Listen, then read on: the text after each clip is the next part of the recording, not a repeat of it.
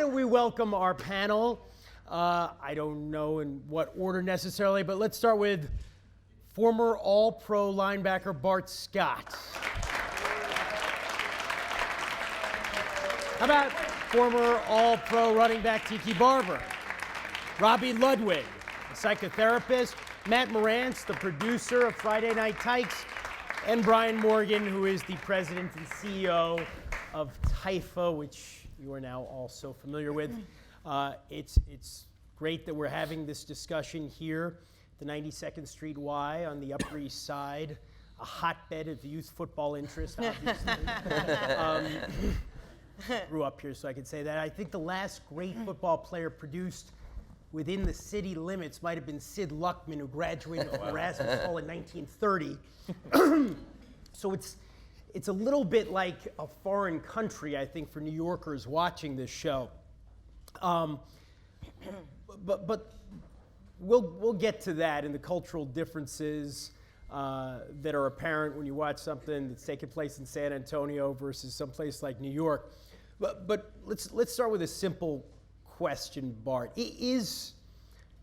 Are the coaches we're watching, and many of them have outsized personalities, especially if you've seen all of season one, are they in some way perpetrating a form of child abuse? That's of course. I don't know if it's child abuse. Wow, way to start soft. Nice, easy question. I give that man, Bart. I don't think it's child abuse, but I think, a lot of times we have to usher out the old way of doing things, and that's the way they were taught in that brand of football in Texas. I'm from the inner city of Detroit. I've seen coaches, I've had coaches like that. It's up to the parents to instill in the coaches and let them know that it's a better way to communicate. I look at the coach cussing at at the players. You're an adult. You're supposed to be able to use your words. And then you have to respect the parents. You have to respect my household as a parent. Giving my child to you, he shouldn't be learning that language if I'm not using it in the household. So I think he needs to check himself, and he's trying to. He said he's trying. He's trying. He's talking about being a Christian, but then he cursed a little kid out on Friday. I don't know what he's doing. But I don't know if it's child abuse, but I think it's better ways to teach children than to curse at them and to demean them. Tiki?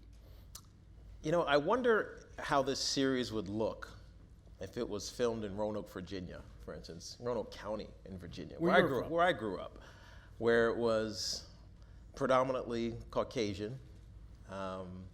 It wasn't a socioeconomic issue, and language wasn't used like that. Would we consider it child abuse if someone was doing that? I think the answer would probably be yes. But you can't take out of context where this takes place and the environment that they grow up in. And Bart is right. That coach probably grew up getting cussed at like that. And maybe he responded, maybe he didn't, but it's how he learned.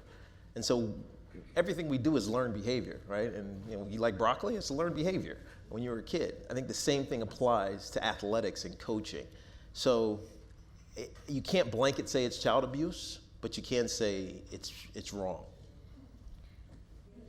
I would say it's poor judgment to curse as a coach, and certainly a coach could get fired for that kind of poor judgment. Or suspended.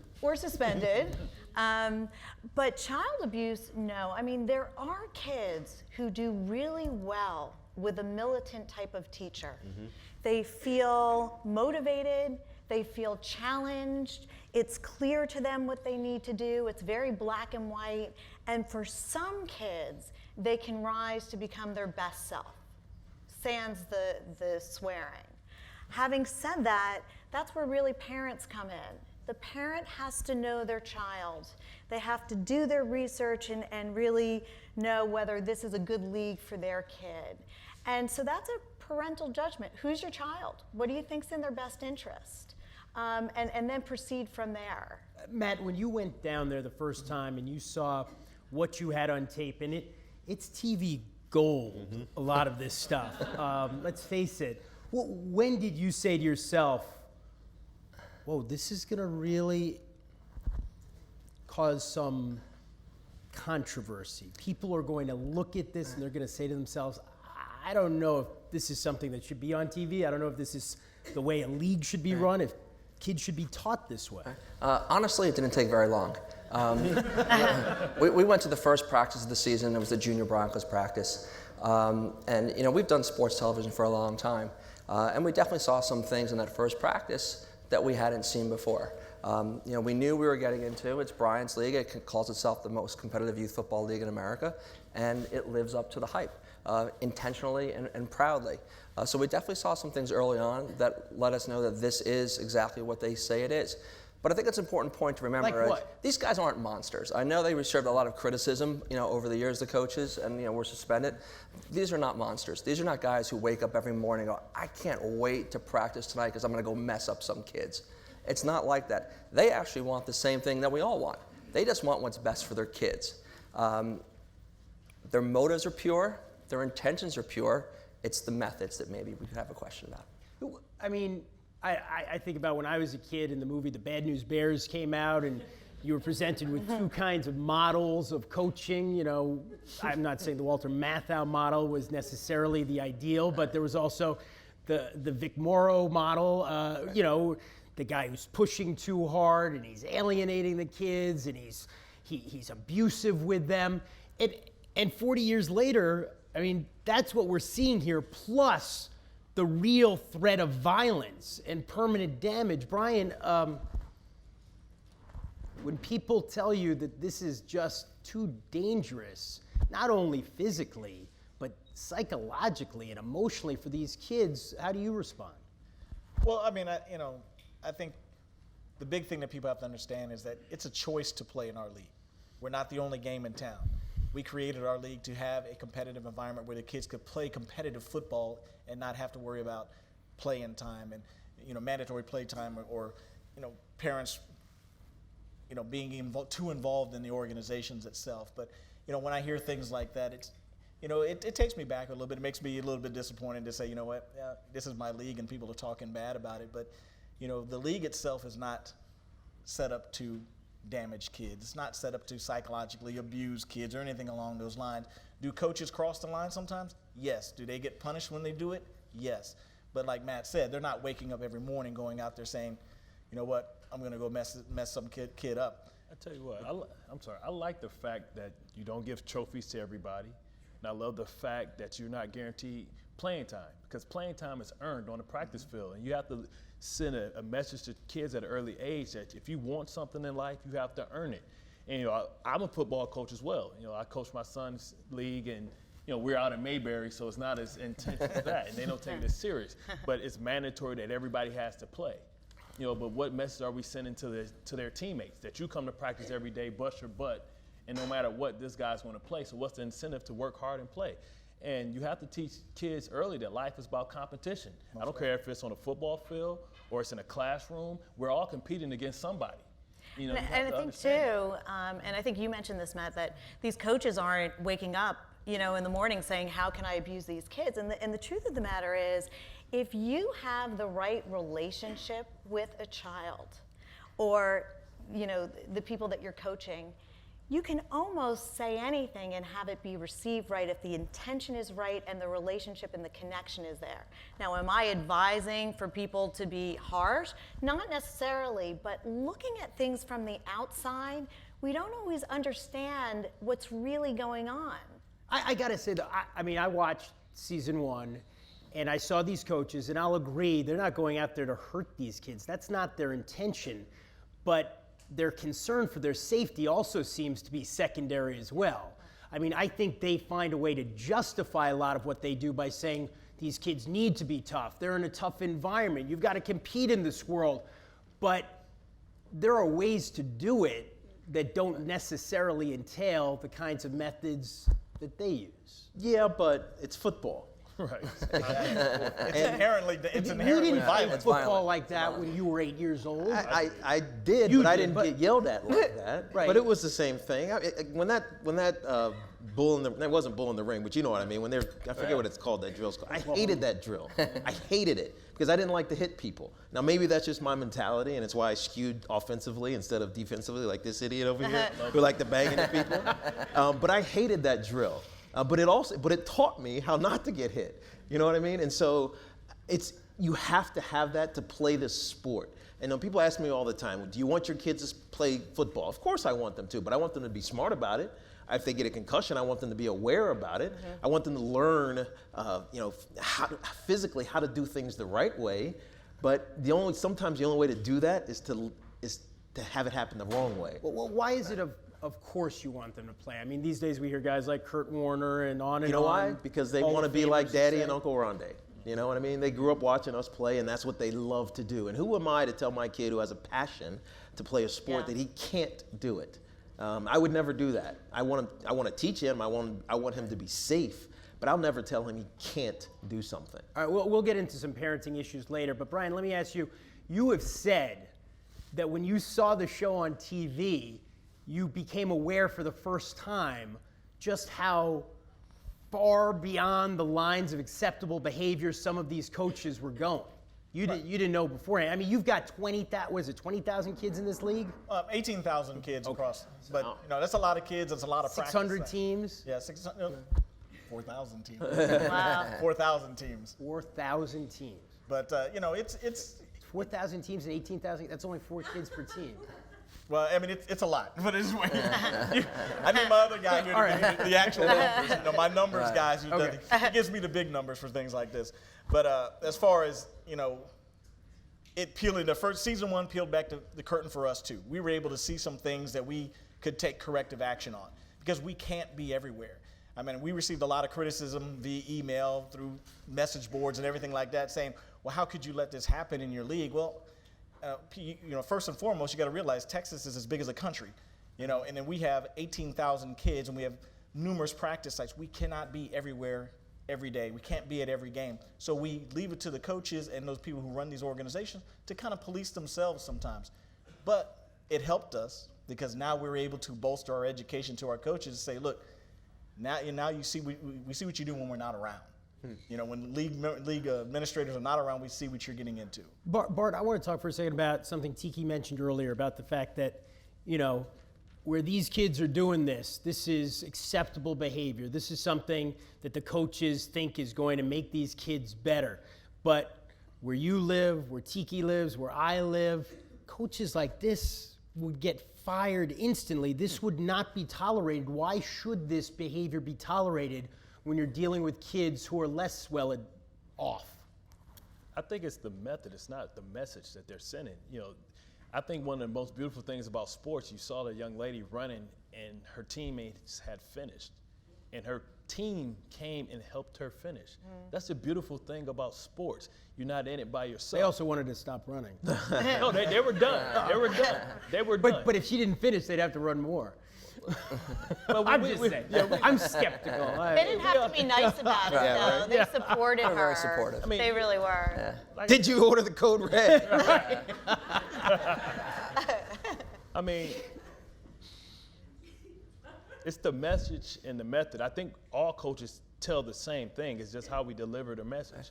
I tell my kids, and I watch my kids, and sometimes I have to deal with parents that come in and say, hey, you yelled at my kid, or, you guys aren't playing my kid. And I have to let them know that, have you guys ever went to a karate class and you watch the discipline in which the students have for their senseis, and then you go to a football practice or a soccer practice, and they're running around like crazy?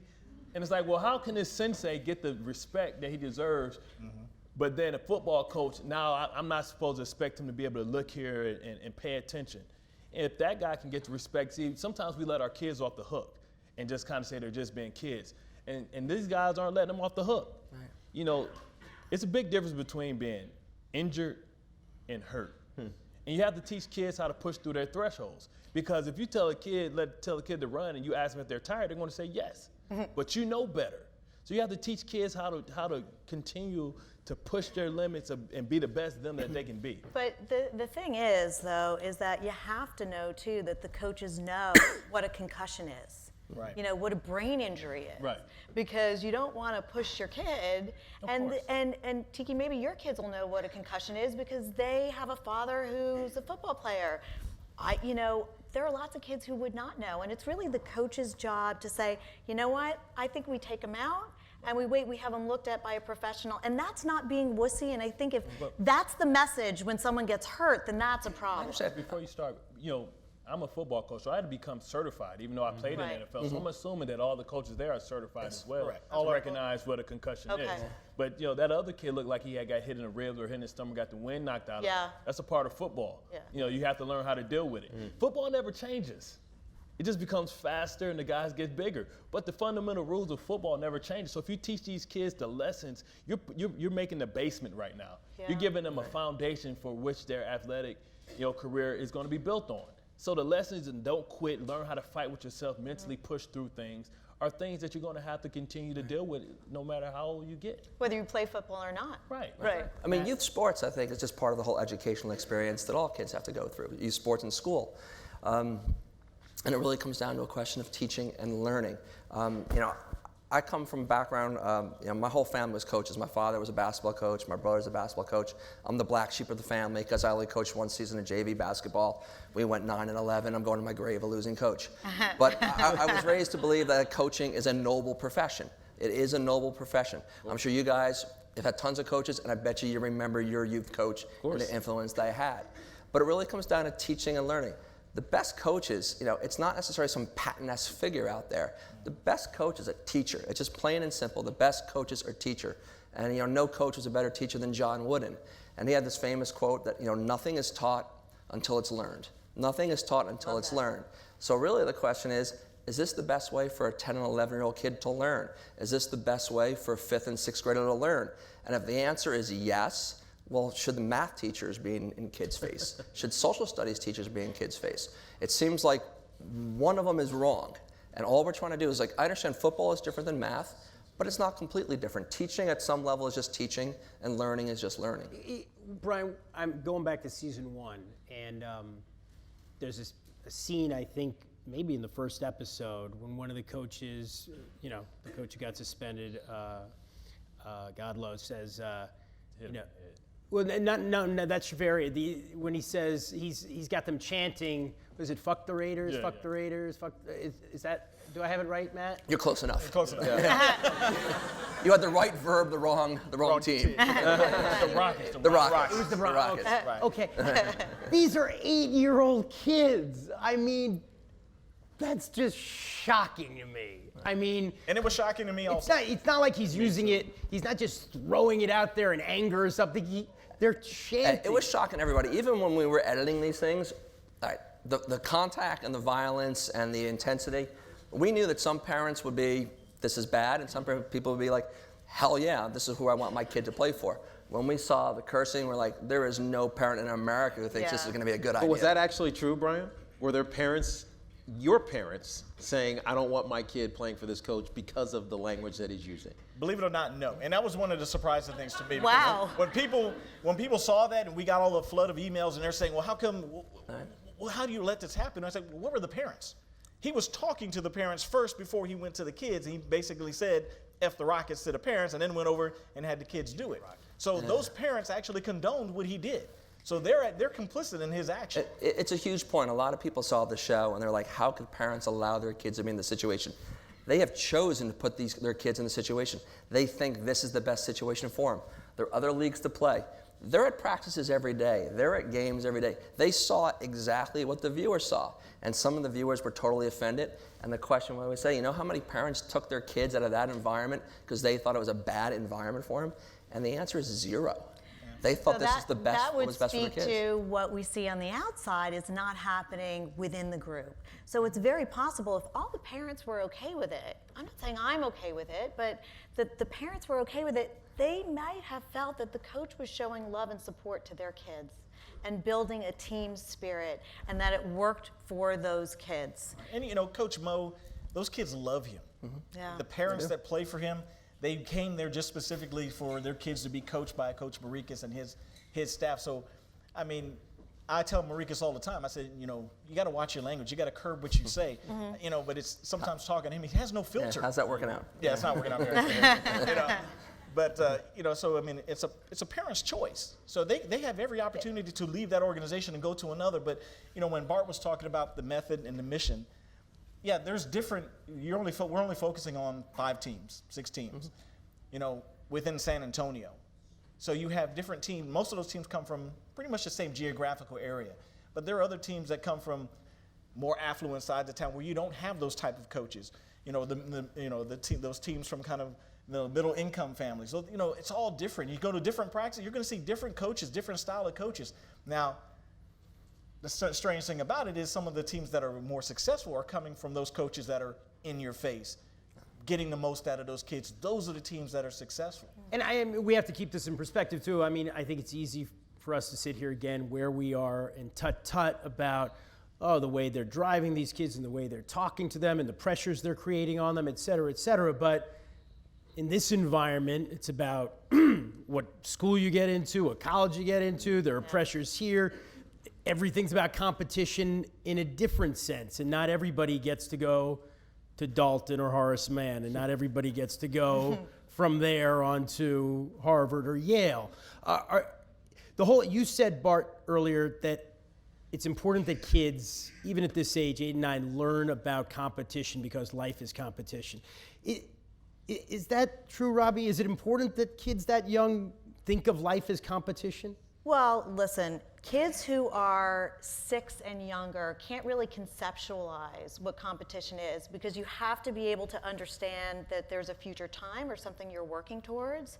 But once they are in the range that we're looking at, 10, 12, 11, 12, they can understand it, and there's nothing wrong with that, understanding that you need to compete, but you also need to understand how to lose gracefully, how to work towards what you want. Sometimes you're gonna win and that's great, and sometimes you're not going to. Sometimes you need to work together as a team and just do your best. And sometimes, a lot of times, life isn't fair. And you learn all those lessons on the field, and if you can understand that they're lessons not only for football but for life, then that kid is going to be well prepared or can be well prepared for what they're going to experience. I'm not just trying to be a contrarian here, Matt, but I mean, I watched those episodes and I didn't see one thing that struck me. Just you're kind of like wrapped up in it when you're watching it and you get to know these guys and you feel for them and you know that at some level they care for these kids, but they also care a lot about winning. My question is, I didn't hear anybody, I think at any time, express anything about just the values of sportsmanship, of fair play, of all those things that, we grew up, or most of us grew up, hearing that's why sports is important. That's why we play, because it teaches you teamwork and it teaches you all these other values. Did it just not make the final edit, or did you ever actually hear that stuff from them? No, I mean, the coaches do talk a lot about life lessons. They do, and they want to teach the kids the skills that they think are important for them as they grow, and hopefully will succeed later in life. But do those entail fair play and good sportsmanship? Well, the other part of the equation is that, Brian and Typha and the coaches and a lot of the parents, these are true believers. They do believe that we are soft as a society on our kids, that we coddle our kids. And Brian has told me many times, he'll take it to the next level. America is a weaker country because we are too soft on our kids. The life lesson that they are trying to teach is you need to be harder. I remember one of the first meetings we had, you talked about America became a superpower because we're the most competitive nation on earth. And we need to teach this competitiveness. Now, I understand that not everyone agrees with that. And one of the first meetings I had with Brian, it's funny, we're on the 92nd Street Y, I told him, based on what you're telling me, you have to understand, and this is before we even shot a frame, that there are going to be people who disagree with your point of view. I said, you might find an op-ed piece in the New York Times criticizing you. We can't substitute the 92nd Street Y for the New York Times. And I said, well, how will you feel? And he goes, I hope they write it. This is a conversation I want to have because I think we're right. And Matt, we were talking about this a little bit before we came up here, but it kind of harkened back for me a few years ago. Remember, there was a big snowstorm up the East Coast, and in Philadelphia, they canceled the Eagles game because they said it was going to be too dangerous for fans to get there and get home. And Ed Rendell, at the time, still the governor of Pennsylvania, got on TV and said this country's becoming a country of wimps. Yeah, sure, 8 or 9 people might die driving to the game back and forth, but what does this country stand for anymore? We're getting soft. When you watch this stuff, Tiki, do you feel better about America's future? Wow.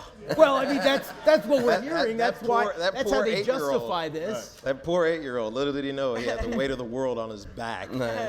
Look, I don't think America's getting soft, but I think the generation has changed. Yeah. And how kids are has changed. There's kids in this audience right now. You know what? I know they have iPads. I know that they Google things that you as a parent don't want them to see. So they grow up quickly. And as a result, when you get into a sports arena, you have to talk to them differently. It's not the same as it used to be. It's a different athlete who has a different understanding of even the world we live in, much less the field that they play on. There was an article, I think it was in the Wall Street Journal I read before the national championship game, and it was talking about Mark Helfrich, who's the head coach of the University of Oregon, and how he never yells at his players. And they don't scream. They don't believe that that's the right way to teach. They teach by explaining and flipping the classroom, so to speak. Those type of things worked for them because that works for millennials. Whereas for baby boomers and Gen X, it was completely different. And so society is changing. I don't think we're weaker per se. I think we're just different. I think our kids are a little weak. I deal with it every day. Yes, but soft in what context? You're soft as a football player, but are you talking? But so let me get to you. So we're talking about a football team right now. We're talking about football players. But what happens if some kid who's 8 years old, becomes a genius because he figures out how to program at 7?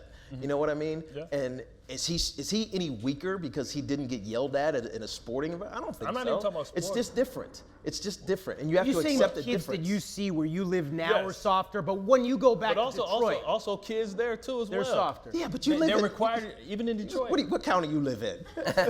Exactly. It's not Detroit. But I have a huge family. I have a huge family. It's about 75 of us. My grandmother had a bunch of kids, and my kids had a bunch of kids. My sisters have.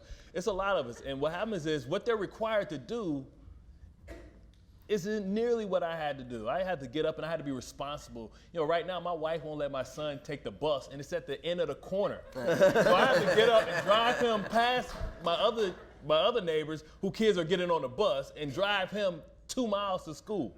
Yeah. Instead of him going to the corner and getting on the bus. So you're coddling your son. Exactly. Because my wife is calling my son. Don't tell her I said that. I'm like, when are we going to allow him to grow up and have responsibility? But a lot of that's a larger societal issue. I mean, as I told you, I grew up in New York, in taxi driver New York in the 70s and early 80s. And I remember, you could walk wherever you want. I remember hailing cabs when I was 6, getting on the subway when I was 10. Right. Today, I have little kids. We have an awareness of dangers that are presented to kids that is different. And a lot of that started in New York with Eitan Pates, and the media has arguably exacerbated that. There's just, people just don't let kids do things they used to let them. I'm talking about chores. You're talking about chores. Well, you're just running a soft household. But parenting styles have changed. Right, that's what I'm talking about. And we do tend to collaborate with our children, and we want to make them it's a discussion. happy. What are we talking about? Yeah. Go do it because I told you to do it. Yeah. Right. That doesn't exist anymore. Then that kid will say, "Oh, well, I know who to tell on you, Mom and Dad." It just doesn't happen that way. Negotiate with kids. I want to shift the discussion for a few minutes, and if I don't think I mentioned this earlier, we're gonna talk at this point probably for about another 25 minutes, then we're going to open up to questions for about 15 minutes. There'll be microphones around, all that stuff. But let's talk about actual health and safety concerns, all right? Now, like a lot of people in the media industry, I've done a lot of stories in the last 10 years about concussions, about head trauma. I've spent hours and hours talking to the top guys in the field up at BU. And what they tell me is the thing that worries them the most is repetitive trauma to the head before the age of 12.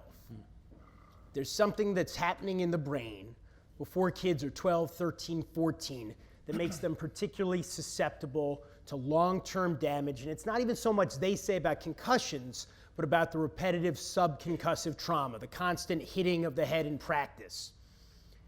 What is the possible justification in the face of all the science we now have, and the fact that when you look at guys like Tiki Barber, he didn't play tackle football until you were in 8th grade? Yep. I don't think Tom Brady played tackle football until high school. I don't think Aaron Rodgers played tackle football until he was in high school. Why do kids 6 and 7 and 8, Brian, have to hit their heads against each other? Well, I mean, it's, you know, the argument is how young is too young, but, you know. 12. I'll say 12. Well, you also just as a starting point. You got to take into context. Some of these players who didn't play until they got into high school, they all grew up in cities or states where they didn't even have tackle football till they were able to get there because the school districts couldn't afford to have a football program. But in Texas, you know, you start playing tackle football as soon as you can carry a football for the most part. But, you know, we've done a lot of studies ourselves within the league looking at injuries in sports. We've consulted people on injuries in sports because before we started tackling at age 6 and 7. We thought 4 and 5, not going to happen. They need to do flag. Right. Okay, flag. It wasn't until 2 years ago that we allowed 6-year-olds to actually play tackle football. It wasn't until 2 years ago. Wait, so up until 2 years ago, you didn't let 6-year-olds? Correct. So you're kind of going in the opposite direction of most of the country? I started tackling at 7. Yeah. 7. I've been playing football since I was 7. Yeah, and look at you, you're a mess. If you ever look at some 6-year-olds sitting, it's like seeing 2 pillowcases. There's not a lot of it's like a glorified hug. And you have weight classes. I'm not a doctor, but what I understand is that it's the opposite because their neck muscles aren't as strong. They're like bobbleheads. They're going to get more hurt, and they haven't had a time. And there's almost as much force when 2 70-pound kids are hitting each other as when And the recovery 200 can pound. take longer for younger. The younger the child is, I think it can take longer for recovery too. Well, Jeremy, I mean, Bart's right. I mean, if you ever see, I could show you some films of it's like 6 and 7-year-olds tackling. It's a glorified hug. It's a wrestling match standing on 2 feet. That's not what Matt's showing up there. Those are That's older kids. Those are older kids. I mean, Okay, Brian, to be fair, before when we they're were, older than that. you know, they play all the age groups on the same day. So we'd be setting up to shoot our 8 and 9-year-old game last year, our 10 and 11-year-old game. We'd be watching the 6 and 7-year-old games too. There are kids getting hurt left and right there. I mean, this season in particular, we seem to see more ambulances coming on the field, taking kids off. And it wasn't just the juniors or the rookies. I mean, there were definitely some 6 How and 7-year-olds. serious were those injuries? Right. And then I was going to say, you see people call the ambulance just because when they get there, they're taking somebody. You know, they're going to take someone to the hospital. And no doubt, a little kid has a hard time distinguishing between pain and injury. He's just hurt, you know. Right. Something And you don't see that kid, you know, like Tiki's alluding to. That kid maybe got hurt, he get taken away in an ambulance. 3 hours later, he's back at the field watching his older brother play. Because it's just precautionary.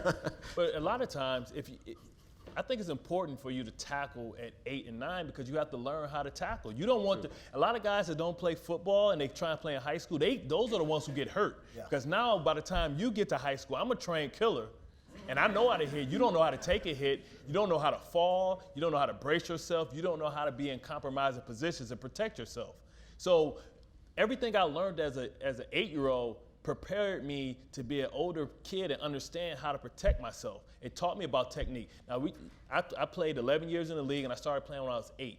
I've had 1 mild concussion in my life because I was taught by a coach that taught me to use my shoulder, not my head. So I think it's important what we're teaching our kids and the techniques that we're teaching. I don't really agree with this heads up movement either. I think it's safer, but I don't think it's the right thing we should be teaching our kids. I think it's other techniques we should teach our kids. You won't see any coach in the NFL saying heads up. Because you run up like that, you're going to see kids get hit with helmets from the runners to the sternums, to the ribs. Now you're going to have lacerated lungs and things like that, collapsing lungs, because now you're telling the kid to run up with his chin up. And now he's going to get knocked out. No, you're going to miss. Right, you're going to miss. Gonna happen. You're gonna miss. The guy's going to put the crown of his helmet right in your chest, and low man wins in football. So you teach a kid to hit at an angle where you're low, but you can see what you hit, and you slide your head to the side, and you hit with shoulders and not heads. And a lot of times it's a bad teaching because the guy who's the coach read a book about football for dummies, and he doesn't know what he's talking about. That's why I got involved with my son's team, because I said, you got to be kidding me. What did he just say? Like, no. My son ain't playing for this. Let me get involved because he's going to get my son knocked out. Well, as you said, as you heard Brian say, there are 18,000 kids just in this league. There are hundreds and hundreds of coaches. What kind of qualifications are required to be certified? I'm not really sure. But would you trust these coaches to teach the right techniques to your kids? That's why, as a parent, you have to come to practice, and if it's not being taught, you. But what find if a you coach don't know? that If you're, can. but you're a pro linebacker, and all these other parents, they might not know what is right. My mother wasn't. She made sure that I was receiving the right information. Yeah, it's and her almost baby it's was the safe. parent's responsibility. You go get the information. Right? If your kid is Right. And interested all the in this. coaches are educated as far as the proper techniques of how to tackle. You know, it's sometimes, does it translate onto the field sometimes? You know, kids do what they're going to do sometimes. But, I mean, I agree with Bart as far as the heads up. I went through the heads up training. Matt and I both did it last year. The heads up is great if you're tackling a stationary target. How can you focus on all those things you have to process within milliseconds on the field? Right. You know, down here, it doesn't translate to the game that moves so fast. Right. You know, so in the helmet-to-helmet contact, it happens. It's incidental. It's incidental. When you lower your shoulders, your head follows. Yeah. Well, And there was a coach last season who was instructing his players to hit each other with their helmet. Yeah, and he paid the price. That's why he's suspended. Right. And then, he's not in our league. Yeah, and look, Jeremy, it's an inexact science. We still don't fully understand it. We can look and hear statistics, and the NFL even says that a third of their retired players are going to have some sort of cognitive problem going forward, and that brings in the existential problem of the NFL. Could it go away if parents are finding out that their kid could die unnaturally too young? Yes, of course. But I think as we're all talking about, there's positive change. And this all started back in 2008 when Congress, using our tax dollars effectively, called hearings for the NFL. And it started a discussion. And at the end of the day, as long as there's a discussion, there can be progress. 8 years ago, when I finished playing, I got knocked out. And it was week 14. I was unconscious. 3 plays later, I came back into the game. Drew Bledsoe threw an interception. For those who are Tony Romo's fans, after halftime, Tony Romo was starting from then on because of Drew Bledsoe. Also for Tom Brady, for those who are interested in that bit of trivia. But I came back three plays later. You look at the NFL now, if someone is even close to being knocked out, they take your helmet, you go into the locker room, you have a concussion protocol, and they figure out whether or not you can play or not. Now, is the testing 100%? No, because you can fake it. Right, you can downplay your baseline and so you can pass it. But as technology starts to increase and diagnostic testing for dark spots on your brain or concussions gets better and better and better, then the NFL has to really look at how they're handling concussions, and that's going to happen. Is it fair to say though that some parents, some coaches consider the violence and the possibility that real injuries will be sustained part of the value of this? That's what's making it. That would be disturbing. Yeah. Well, if you're talking about toughening kids up, oh. right? If you took away those elements, if you couldn't be hurt. And one of the great things about football is literally it teaches you if you get knocked down to get back up. Very important life lesson. But different if you get knocked out. Exactly. There's no parent out there who wants their kid to get hurt. Right. But yes, to your point, I think there are some parents. Some parents would like to see their kid get knocked down, not hurt, but get knocked down and get back up. Great life lesson. The coaches, even from last year to this season, there's definitely a greater awareness of head injuries. Yeah. They're doing a lot of online training. They're listening to CDC protocols. Everyone's trying to make the game safer. Yeah. And the game is safer. Yeah. Can you make the game safe? That's a different question. But it's definitely safer. And would we watch it if it was? Right. Right? Yeah. Do we not secretly like the violence? Do we want to see someone get knocked the F out? That's a different story. Yes. The answer is yes. Yeah. MMA on Saturdays and Sundays. Well, now all right, that's all true, but things are different in Texas. I lived in Texas. I was around Texas high school football a lot, although not youth football like this. In the rest of the country, the sport is trending down, youth football. Pop Warner, for the first time in recorded history, has diminishing enrollment numbers. Are we getting to a point where there is an existential problem for football? A couple of generations from now, it's going to be akin to what boxing is, where only a few parents are willing to take those risks for their kids? I don't think so. I think it was a knee-jerk reaction when 2008, when all the concussion came to the forefront. Parents reacted as, I'm taking my kid out of football automatically. So we saw a decrease in numbers, but we've also seen the numbers come back up. I mean, last year our numbers were up 35% from the year before. Your numbers. Our numbers. Yeah. And some of those parents that we had lost because they said, the game was too violent, they didn't want their kid to get a concussion, they brought their kids back because their kids didn't want to do the other sports. You know? But do you think it's because they felt more comfortable that the coaches were aware of, what to look for in terms of a concussion, or that they felt a little bit more comfortable knowing that the right precautions would be taken? I think that's part of it too, because now they're educated. Now they want their coaches and the organizations that they play for to be educated also. So they're asking those tough questions now when they sign the kids up. What do you do about concussions? How parents love to throw away. How do you prevent concussions? You can't prevent a concussion. Let me be blunt here, though. I mean, when guys like Bart and Tiki were coming up, concussions were not part of the dialogue at all, whatsoever. My godfather, Jerry Kramer, played 13 years in the NFL as an offensive lineman when it was more brutal in some ways than it is now. He never thought about concussions until recently. It wasn't a topic that came up. Now, though, it is obviously something we think about, something we talk about, something we're studying. There is good science that suggests that it's not the best thing for these kids to be knocking their heads when they're this young. So now there's some level of informed consent, we can say, when parents sign their kids up for this. But the damage is still being done. And when you watch these kids, Matt, I mean, when you're watching that on TV, the shows that you've produced, the way you guys have synthesized what's going on throughout the season, you watch that and say, boy, these parents are crazy for exposing their kids to those kinds of dangers. I mean, there's definitely some inherent risk in football. I mean, there's no doubt about that. And in this season of the series, more than last year, concussions and head injuries plays a much bigger role in the plot of the show. There's some kids who have serious concussions that go beyond just a mild concussion. Things that concussions where there's post-concussion trauma, where they have serious medical issues that they may have for the rest of their lives. Who am I to tell a parent what's best for how to raise their kids or what's best for their family? But we tell parents to do all kinds of things. They got to put their kids in car safety seats. They can't. Right. They're all. I mean, we live in a nanny society, and that might be pejorative when it's used typically, but there are good reasons why we prevent kids from doing certain things.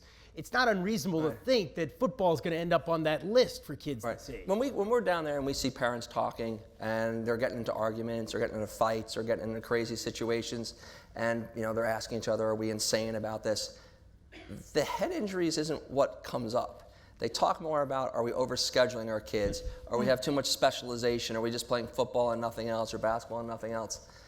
The head injury doesn't seem to come up in these discussions between parents about whether we should be playing in TIFA or not. What about the other sports like hockey and soccer? Concussions are really large in soccer because they use their head for the ball. So we can't protect each other from everything. Kids are going to be kids, and you assess the risk and you see if it's worth it. But you protect your kids, I think, with the information out there. We know what to look for. We understand if they get hurt, it's best that they sit out. They go to the doctor, make sure that they're okay, because we know the second concussion is what really does the damage when you come back too early. So you have, it's risk in everything. Kids are kids. The reason I started playing football, because every time I came home, my mother would ask me what happened to me, and I said I was just outside playing. She said, "Listen, if you're gonna be hurting yourself every day, you might as well do something organized to do it." So I'm signing you for football so you can not get hurt. Loving mom. Well, what about let's move on, I should say, from head trauma for a second, though, and talk about, 10 years ago, I remember doing a series of stories about a bunch of athletes who were suffering from heat stroke, dying on the field. Yep, Corey Stringer. Corey Stringer from the Vikings, for example. What about, this is San Antonio. I lived in San Antonio in August when these kids are out there. Going outside is challenging, much less some of these kids who are technically obese. It's 99 degrees out. They're running around like maniacs, doing laps, doing push-ups, crawling up and down the field, throwing up. How much concern do you have about trained medical personnel on site when these practices are going on in August? Right. Well, we don't necessarily have trained medical personnel at every single practice, but they do in high school and in college, right? Why wouldn't they have because they're paying for someone to be there. Right. These are all volunteer coaches. We can get organizations can ask people to volunteer their time. They have professionals in their organization who are EMTs or trainers or doctors or whatever, and they may ask them to say, you know what, during practice time, can you be available to help us out to help diagnose things and things of that nature. But we also give them a lot of education around it. You know, we can't control the weather. You know, we received a lot of feedback from people saying, how can you have those kids out there in 100-degree weather? My response back was, I go to bed, I can go to bed at night, it's 100 degrees. I wake up, it's 100 degrees. So when do we practice? So, I mean, you know, you can't find an adequate time to practice. At nighttime, it's still 100 degrees. So, you know, what are you supposed to More do? comfortable in the night. Not too much. With the sun beating down on you. You don't think it's a matter of time. It's a ticking time bomb. Some kid is going to die out there from the heat. No, I mean, I've been doing this 20 years, and we haven't had any child, fortunately, and knock on wood, we haven't had any child die as a related of heat stroke or anything along those lines. It's happened in Detroit before, and Detroit doesn't get it nearly as hot as San Antonio. But it's about education. It's about teaching kids to hydrate before they go out. It's not the heat that kills them. It's the fact they're not properly hydrated. By the time they get thirsty, it's too late. Yep. So you teach them what to do. You teach them about electrolytes. You teach them about foods that, you know, like that has potassium in it, you know, Gatorlight, you know, Gatorade. You hydrate before you get there. And that's the same thing we have to go through as professionals. But I've learned those lessons, pickle juice, all kind of stuff, Pedialyte. I've learned that stuff ever since I was 8. You know, so it's more about education. You know, what about the kid out there playing basketball on the court when it's too hot? You know, that can happen to anybody.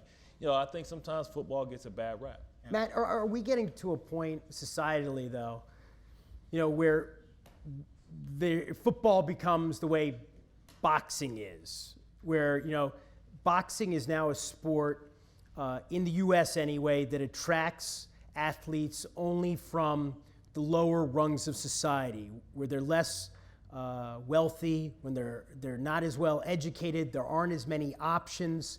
That hasn't been historically the case for football. Football has drawn athletes from all segments of society, but as suburban parents become more concerned about the health effects, as leagues such as TIFA, you know, increase the amount of hitting and the pressure and all of that, and others recoil from it. Is football going to become a stratified sport in that sense? I don't think it's just football. I think what the studies show is that youth sports across America is down. It's not just Pee Wee football, Pop Warner that went down. I believe there's only one youth sport in America who's it's great, and it's lacrosse. Mm-hmm. And I think you may find that has a lot to do with suburban parents pushing their kids to lacrosse, which obviously is a very physical game with lots of risk as well. But it seems to me that's the growth sport. That basketball is down, baseball is down, football is down. Robbie, let's talk about parenting now for a few moments. You're a parent. You have what, Yes. a 15-year-old son? Yes, I have a 15-year-old son who said, don't tell people that I'm related to you because they know that you're my mother. And also said, interesting. We have the same kid. Yeah, exactly. We didn't know it. And it was interesting when I was asking him questions about football in his high school, and he, you know, goes to school in New York. He's like, oh, football is dangerous, and he's a sporty kid. So, but Are parents who let their kids do this, what we know what the coach's motivations are, I think. What are the parents' motivations here? I mean, what you always have to look out for as a parent is if you are living vicariously through your child. So if you weren't that star football athlete, or you were never an athlete at all, and you want to live through your child, or you want that second chance through your child. And that's always a bit dangerous if your child's not really passionate about that particular sport and is doing it because they feel they need to do that sport to please the parent or to be loved or to feel worthy. So that's always, you know, slightly dangerous. Are these the parents, Matt, that, you know, we read about, who are always pushing their kids too hard, who get in the faces of officials, who argue with coaches about playing time? Are these parents there for themselves, or are they there for their kid? Well, I think that's the big question of the series. And like last year, the series focused mostly on the intensity, what the environment was to play in the most competitive league in America. And we're asking questions: how hard's too hard, and how young's too hard. This year, I think the editorial focus has shifted more towards the parents. What I find really interesting about youth sports is that it's a world that's created for the kids, but it's a world that's created by the parents. And you have to ask the question, and we would find this week after week after week: is youth sports really about the kids, or is it more about the parents? And the interesting thing is, too, that could be called helicopter parenting, where the parents are so in the faces of the coach that creates weak kids because they're saying to themselves, my parent is going to fight my battle for me. So that's not creating strength of character. Right. That's creating something different. Even in the clip that we saw here in the end, where there's like this little melee after the game, you know, as this is happening, as we're editing it, I'm thinking to myself, I'm a youth sport parent too. I have a 13-year-old boy. If that's my kid playing, what would provoke me to run out of the stands and jump on the field and get in a situation like that? Like, what possibly could motivate me? Like, only like the safety of your child, maybe you're running out there. And because that's your baby. Yeah, but in the end, we're talking about a referee blew a call. That's all we're really talking about. I'd like to think that a really good coach would pull his kids together after the game and go, listen, you know what? We got screwed. You know, you lost by a bad call, and it happens. Weird things happen in life. But let's focus on, if we had done something a little differently during the game, it wouldn't have been left up to the referee's decision. So let's talk about some things we did right. Let's talk about some things we do wrong, and then let's get to the most important question at all. Where are we all going for ice cream? All right, but that's not what happened in this game. Sound like Jason Garrett a little bit. Right, but that's Those not are what the happened. parents that had a lot of good therapy, Right. But here, everyone runs on the field, and when you ask them, why did you run on the field in that situation, they go, what happened was unfair to the kids. The kids need to be treated more fairly. It's unfair. And I'm looking at the kids. And they don't care. Kids don't care. But you know, the only thing that they've was done unfair is studies. they got gypped out of ice cream. That was really the only unfair thing. They've done studies, though, where they found that people who are watching football games actually feel different. There's a surge of testosterone than if you're watching an opera. You know, nobody in an opera is going to get up on the stage and start a fight. So I think it's a very different mindset, mentality, and different things are going on when you're watching these kinds of games, especially on behalf of your kids. Well, I think the parents wrap themselves too much in the game itself sometimes too. You know, this particular game, it was Austin versus San Antonio. For some reason, Austin thinks that they play the best football and San Antonio plays the best football, although, you know, it hasn't translated that way. But, you know. If you do say so, yeah. But, you know, these parents, they get too wrapped up in the game. And I've always said, if we could take parents out of youth sports, it'd be a beautiful thing. Right. I mean, if kids could get out there and play without the fear of, is my dad going to jump my case because I dropped this pass, or I didn't hit this hole hard enough, or I missed this tackle. And that's problematic. Yeah, and that's where the problem comes in with youth sports. You can. Sometimes I go to games and I stand on the sidelines and I barely watch the game. I'm looking at the parents because I'm looking at these parents yelling at their kid. One mom who's focusing on her kid the whole entire game, just yelling at the top of her lungs. You missed that tackle. Wait till we get home. All this other kind of stuff. And I'm thinking, I wonder when that stops. Yeah. No, I mean, seriously, as a kid grows up, when the parent trusts that the coach is going to do that reprimanding. Is it in high school? Is it in college? You don't hear parents in college cussing at their kids because they messed up at a play. Because they're further away now. Yeah. You know, they're further away from the field, and, you know, and maybe you can hear, you may have that one loud mom or dad or whomever. But every youth coach, if you ask them the question, what's the worst thing about being a youth sport coach? Everyone will tell you it's the parents.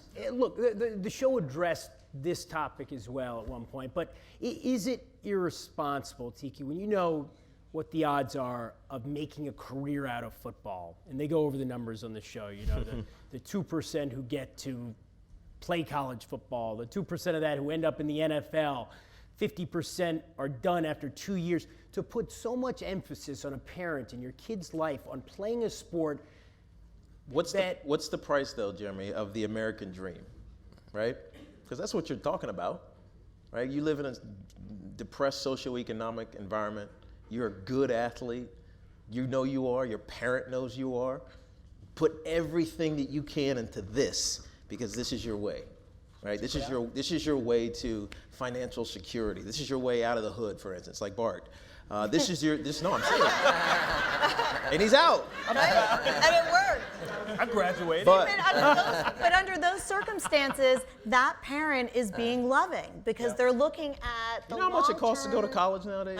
Right. You know what I mean? But, so think about that. right. If you can No, but push your that's kid very just true. a little bit more, Right. and he forget playing in the National Football League. The- That's a pipe dream. the other you get a side free of that- education. the You go other- to school for free. Yeah. I'd push my kid too. Listen, I would too if that's he what was I tell- playing football. He doesn't. Right. That's what I tell my kids is that, you know, I have 4 kids, but I have 2 boys that are currently playing football right now. You know, I tell them use football as a vehicle to get to college. Mm-hmm. Right. Use it as a vehicle to get the things that you want. If you happen to make it to the NFL, hey, great. Dad'll be there to watch you. But as of right Make now, sure you take use care it of as me, a though. vehicle to get what you need. Right. And Make then sure- have make it sure you support take care of me, though. But it's fine to push your kids and do all those things, but you also have to be a little realistic. Dude, you hit the lottery, right? You all hit the lottery. It's $1 million to 1, whatever it is. If you want to have your kid have a college scholarship or financial aid, and who doesn't? I believe the stat's something like there's $2 billion a year awarded in athletic scholarships to colleges, and there's $20 billion a year awarded in non-academic scholarships. If you truly want to get your kids some financial aid, take away the football and hand them a clarinet. That would give you a better shot at probably getting financial aid to a college. I understand it's not realistic in certain situations, but it's not all, it's not the only way to get to college. But you also have to follow your kids' passion. And when it comes to parenting, the best way to raise a successful child is to have high expectations of them. Realistic high expectations, but to point out what they're good at, to understand where their talents lie. So, again, looking on the outside, a certain interaction may seem harsh, but what kind of impact does it ultimately have? Does it produce, a positive effect? And, that's a big question mark. We don't know from watching your show yet. We could do a follow-up. But You see parents around youth football now. Do they have the proper perspective? No. No. So I think some parents are more realistic than others. They always want to ask, does my kid have a chance? That's the question I hear all the time. Chris Collinsworth, who was my colleague when I was at NBC, said it best. He said, when people ask me that, I say, are the other parents complaining that they have to play against your kid? If the answer is no, then he doesn't have a chance. The answer is yes, then maybe he'll get a scholarship. But that's because of we made it, and people feel like we know the path. The path is different for everybody. Right. I didn't even start until my 3rd year in UVA. Right? I wasn't the guy. I wanted to work at Oracle, right? But I got good along the way, and that's how my career had. Bart was different, and I went to Southern Illinois. Yeah, Nobody said exactly. Eli Manning is very different, right? He was groomed since he was a kid, so no path is the same. But parents are obsessed with figuring out how you got there.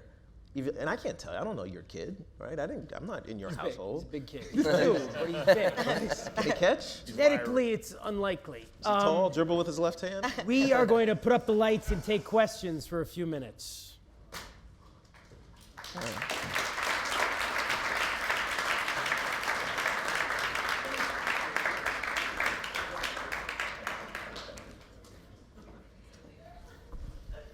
All right. How are we doing this? Why don't we line up in the middle, or are we going to bring it out to people? Yes. Yes, sir. Number 56. Mr. Taylor. Me? Go ahead. Just imagine if there wasn't no football. In my community, crime would be up. More kids would be in gangs. So a lot of them coaches, there's not a lot of black fathers in the household. So this is their first step of getting challenged. Mm-hmm. So if you took away football, I think crime would go up. Do you have a question? No, I just wanted to make that statement. Okay. Thank you very much. I think people are lining up in the middle. Yeah. Hi, can I? All right. Hi.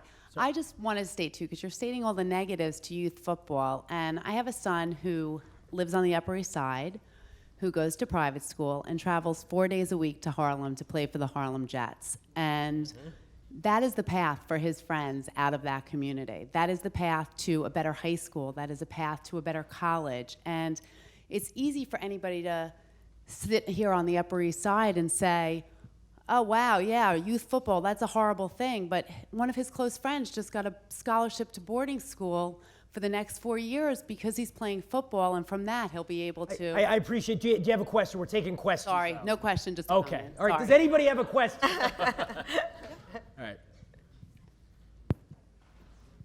Hi. Hello. You're right. NFL has nothing to do, has a lot different or whatever to do with little kids. But you're talking about mothers, you're talking about coaches. How about combining them both? How about combining the parents with the coaches, something in the community, okay? Because let's say or whatever, I'm a single parent. I'm a New Yorker, okay?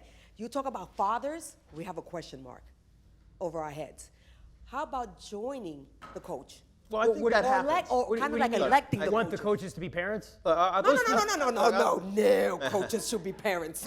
All these guys are Okay, I but think, how about parents. putting the coaches with the parents, Well, I think look, working with them that together. happens. That happens. It happens in all communities. And sometimes I grew up without a father. My coach was my father figure. He teaches me the lessons that are important to me today. Your first statement here. That's New Rochelle in the house, by the way. So I see it up there, right? I see single mothers taking in an entire family of football players because they don't have anywhere to go after the game. Team mom. Exactly. It's like a team mom. That happens. So the collaboration of coach / parent exists in football arenas. Let me digress for just 1 second before I take one question, because I really did want to ask this before I let you guys go. Speaking of moms in football, lack of fathers, you happen to mention New Rochelle, where Ray Rice is from. My friend. I noticed on a few occasions coaches casually being dismissive of female traits, women, girls on the series.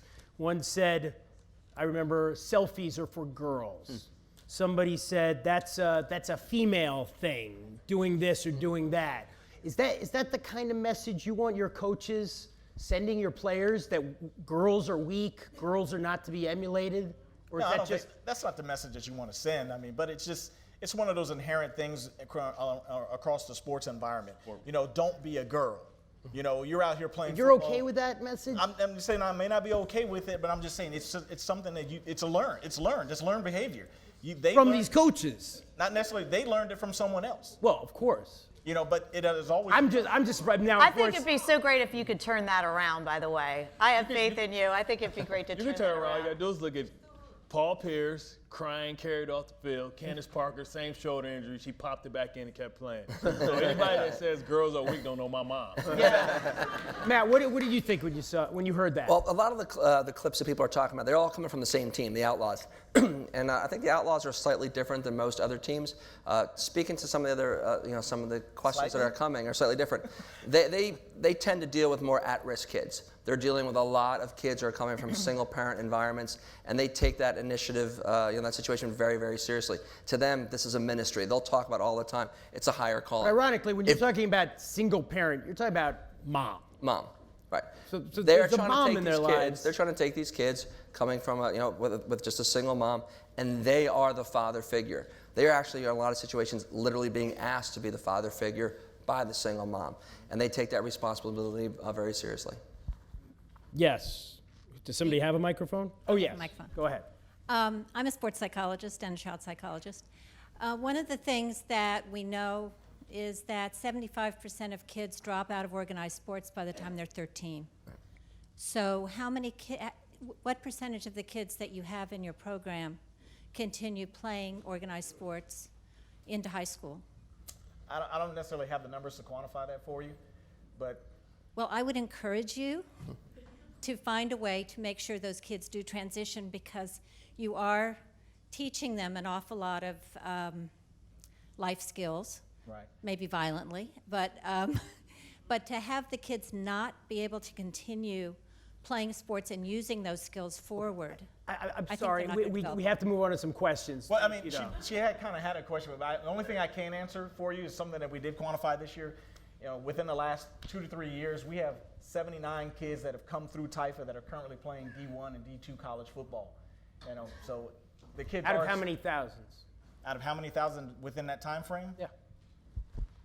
10, 15? No, more than that. Yeah, probably More than 30. that. So that's, About 30,000. you could argue whether that's good or bad. Yeah, but I mean, it's a good number because those kids are. But like I said, it's that small percentage that's going to get that opportunity. I tell you, Yes, sir. Oh, I'm sorry, Bart. Go ahead.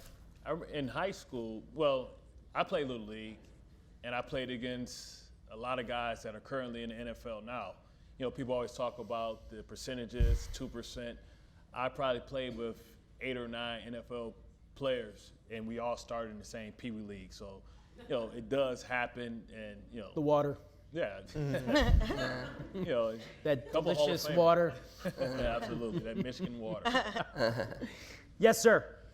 Yes, I've been like a teaching artist. I have a little, video with inner city gritty kids from 200th Street that talk about life with more understanding than adults. 5-year-olds say it's up on YouTube. No adults left behind. But my question is this: in addition to that, when you hear that, biologically, you don't have a functioning brain in your head that's full grown to your 5, doesn't get wired to read and write to your 10.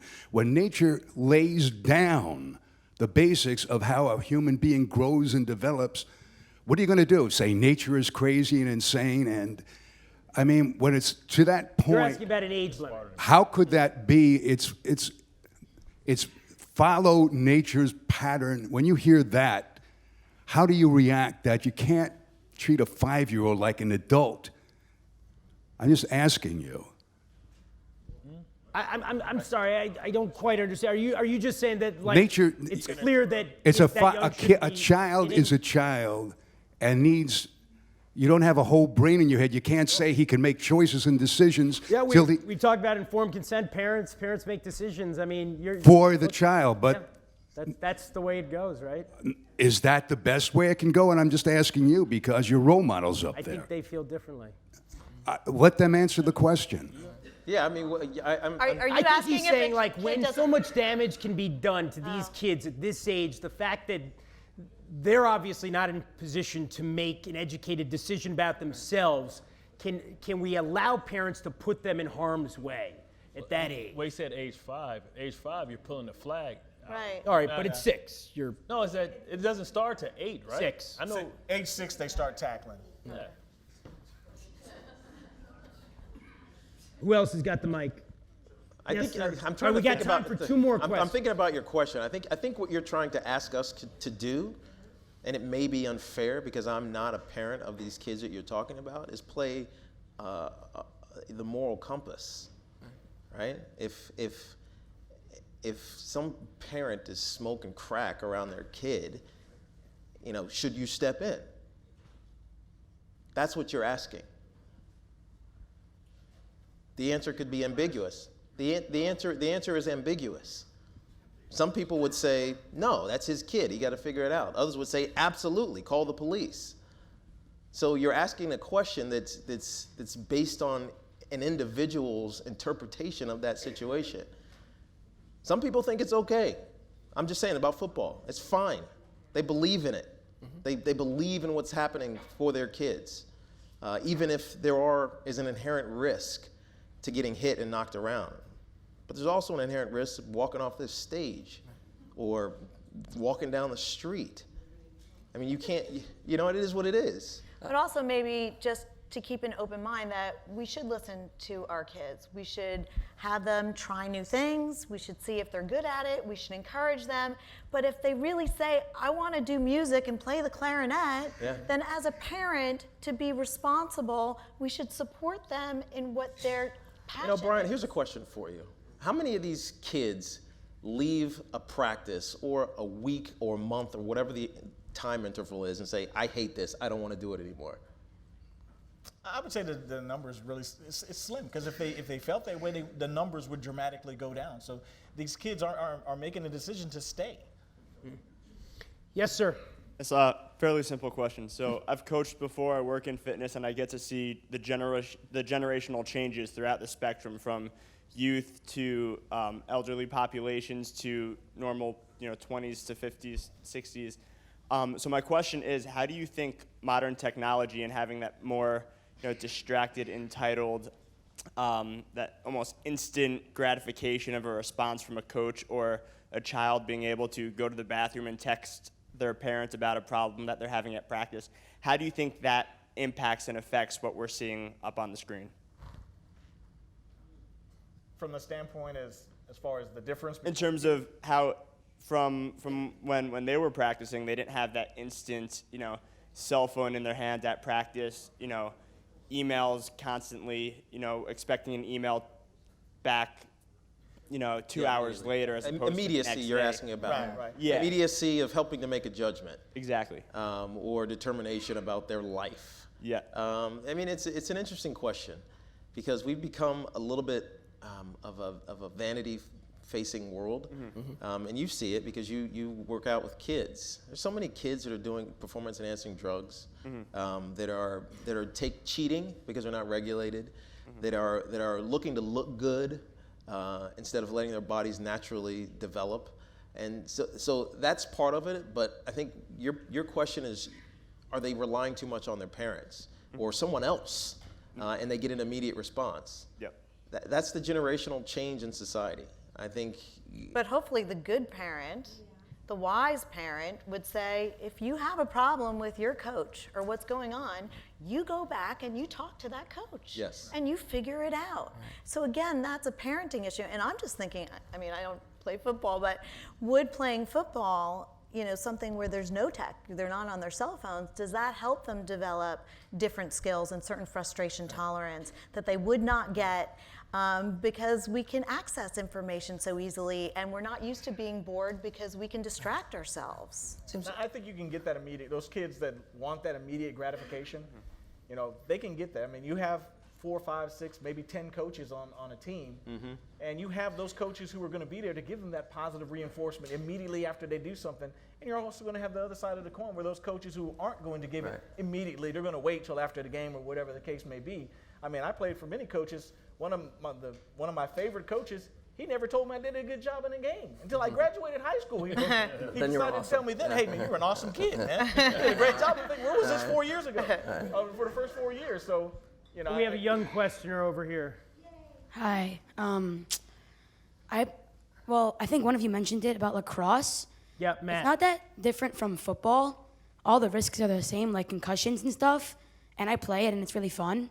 And I want to know what you think the difference is between lacrosse and football. I really can't speak to the differences in the sport, but yes, I mean, it's a contact sport.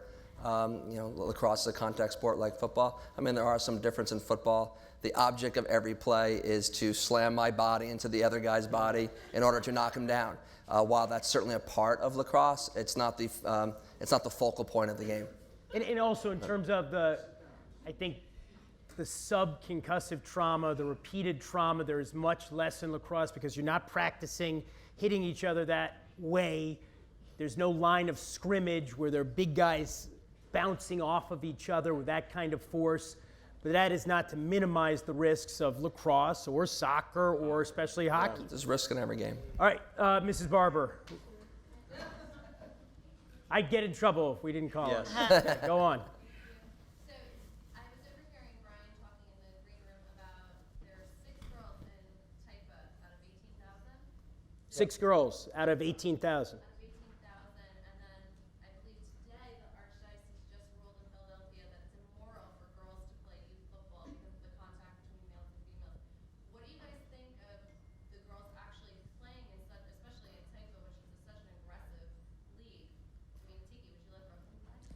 Yes, if she wanted to play, she could play. I played with a girl. Emily Hopkins was her name. And she was willing to put in the work, and she didn't play a lot. How old were you when you 11. 11? She came every single day and worked her ass off. And it's kind of inspiring to see that. And I still remember it. I mean, this was 30 years ago almost. And so it was so different then and not accepted. But I guess it depends on the environment that you're in, right? And I think, you know, in the social acceptance of things like that. And if females are more than we love for them to play. You know, from the standpoint of the difference between boys and girls at this kind of age level, it's not much of a difference. Girls are a lot more aggressive than guys are. You know, and a lot of these girls can. Zoe wasn't. She was hardly. But I think part of Zoe's problem is she's a big girl, and you have the same problem with big boys. I know I am rooting for Zoe. Right. Well, the thing is, could be the breakout star of even season. with Zoe, right? I mean, when we started following Zoe, we were looking for situations where almost like where the boys were going to talk to her like she was a girl, whether you can't play because you're a girl or what are you doing. The gender, actually, I don't recall any situation where her gender came up. Yeah. She ended up just being a football player. We saw that with the Little League World Series, right? Right, exactly. She's just a pitcher. Exactly. Well, I have to end it here. Yes, It's true. I know I've been wonderful, but our panel's been good too. I want to thank Brian Morgan, Matt Maranz, Robi Ludwig, Tiki Barber, and Bart Scott. Thank you, guys. Great job.